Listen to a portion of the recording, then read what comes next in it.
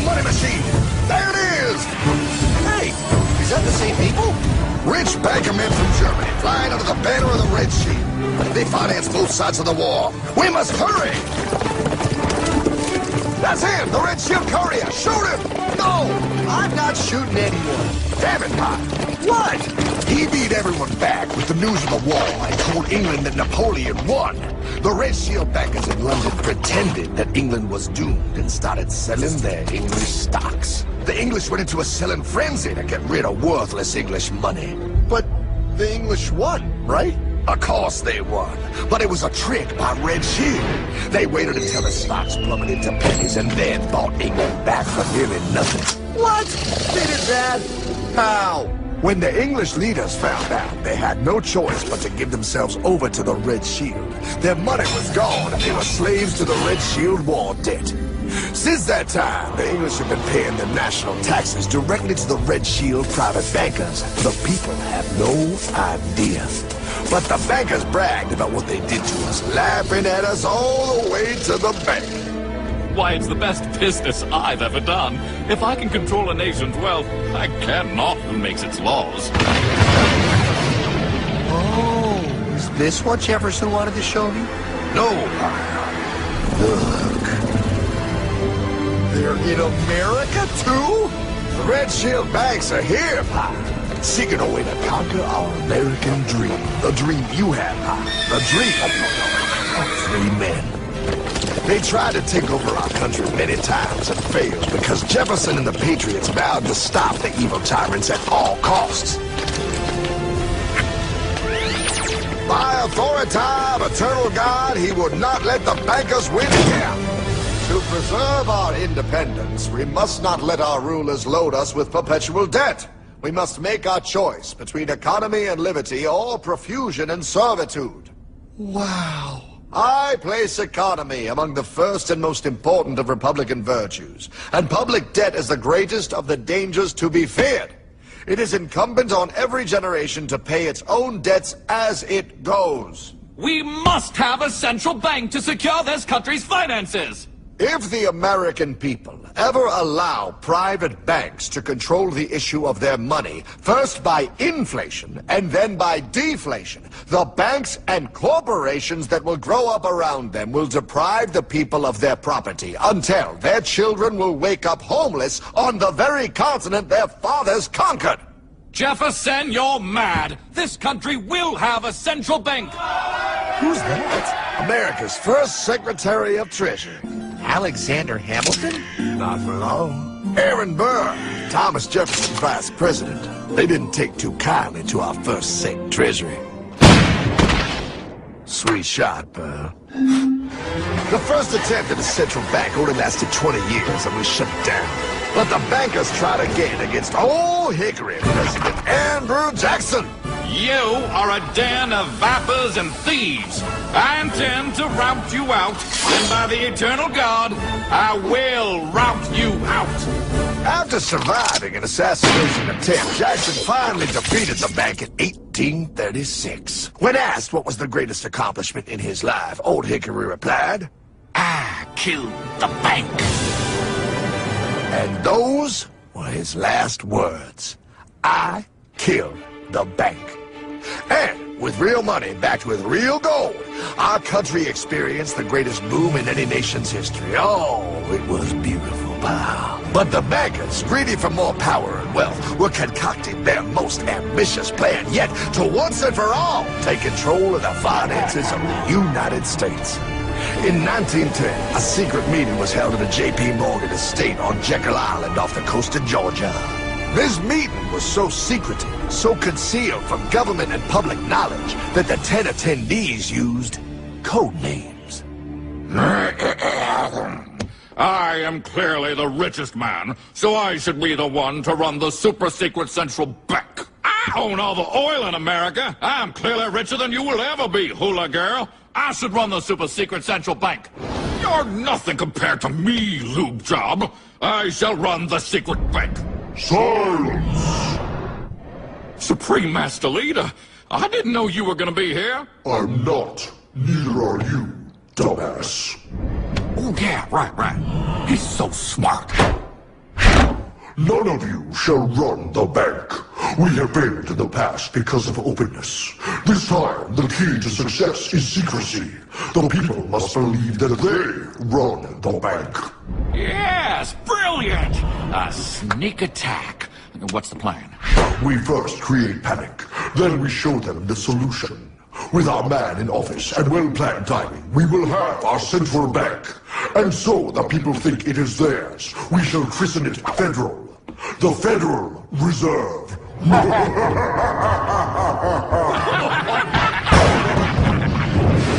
It struck on December 23rd, 1913. When most of our Congress were at home eating fruitcake, these bastards, I mean bankers, presented their treasonous act to their newly elected accomplice, Woodrow Wilson, who had fortuitously already agreed to sign it before he was even elected. Wait, the IRS? I thought we always had the IRS. No, pal.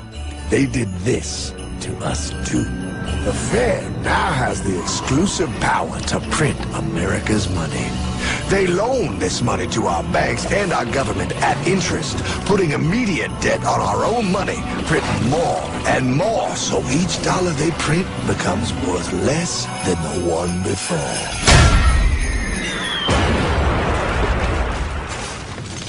Merry Christmas. What in the hell is that?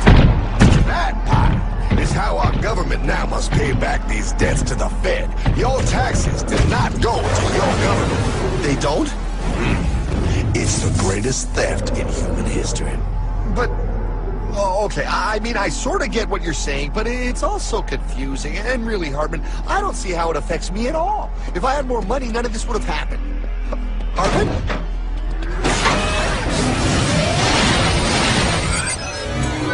1955? Wow, what are we doing here? Oh, a little bit of shopping. Here, hold this. Gallon of gas, 23 cents. Postage stamp, 3 cents. Ounce of gold, $35. Hot baby. Priceless. Best be getting back. Hey, Hartman! I need my car, man! Oh, was that Michael J? Yeah, he'll be fine. Now, pal, would you agree that you have the same exact things you had in 1955? Yeah, 1 stamp, 1 gallon of gas, 1 ounce of gold, and 1 home. Wow, we just made a lot of money. Hey! Gotta pay your taxes. Bet it's nice to have made all that money. Wait, that isn't fair. Now I actually have less money. I can't even go buy the things I just sold. The IRS and the Fed's inflation work together, pal. They aren't just taxing gain, they are taxing their inflation. You are no richer than you were in 1955. Now, does that sound fair or American to you? Yeah, but I mean, who doesn't hate taxes? I hate the IRS anyway. Pal, the higher they make the inflation, the more your money they take. It's thievery. You're not paying taxes on any more. You are paying taxes on the same, and now you have less. They take our property away right in front of our eyes, just like Thomas Jefferson said they would. What's that? Oh, they found us! Quick, a sword! What sword? You don't need your banking machine! I'll condemn you to die, damn it! Die! Pile! The lanky bogey on my 9! Take him at his knees!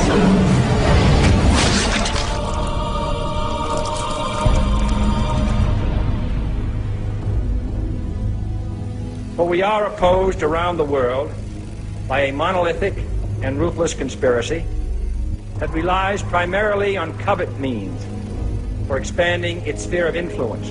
What's happening? Where am I? I believe perhaps you understand now, pal, but you are afraid. JFK. Hartman, what does this have to do with my house and my dog? Oh, okay, that's enough. I want to go home now. This is the last president to stand up to the Fed. You must see. On June 4, 1963, President Kennedy signed Executive Order 11110. This executive order empowered the U.S. Treasury to issue real money without the Fed. It would have worked. Kennedy's plan to dismantle the Federal Reserve machine had begun. But 6 months later, John F. Kennedy went to Dallas and never returned. No way. No way they could do that. The new president, Lyndon Johnson, threw out Kennedy's order. And since JFK, no president has dared confront the secret powers behind the Federal Reserve.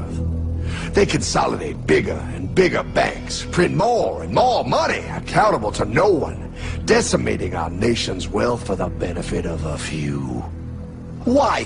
Why do this? If they hurt us, it hurts the global bankers too. No, pal. They are protected. They are too big to fail. But I'm not. Those sons of bitches! Sons of bitches all.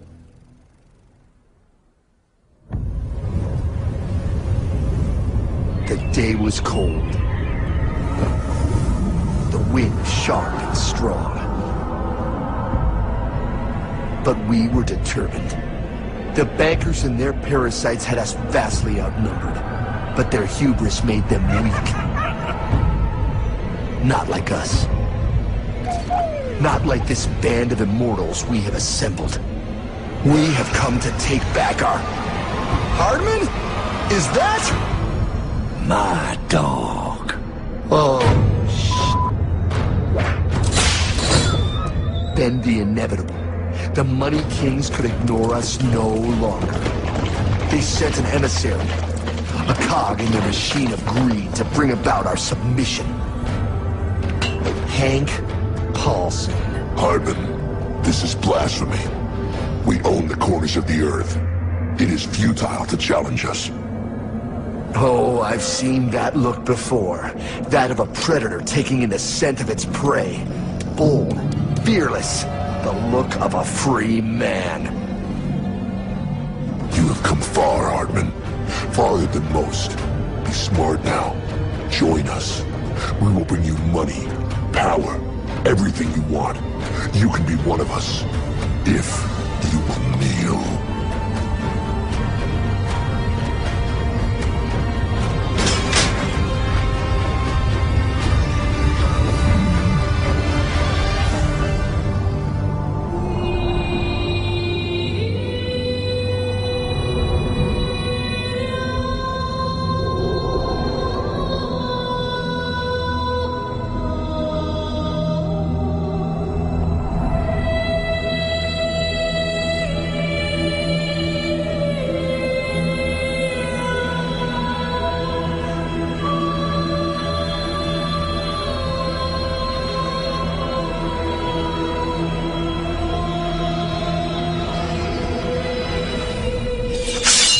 Madman. You're a madman. We're offering you everything. What do you think this is?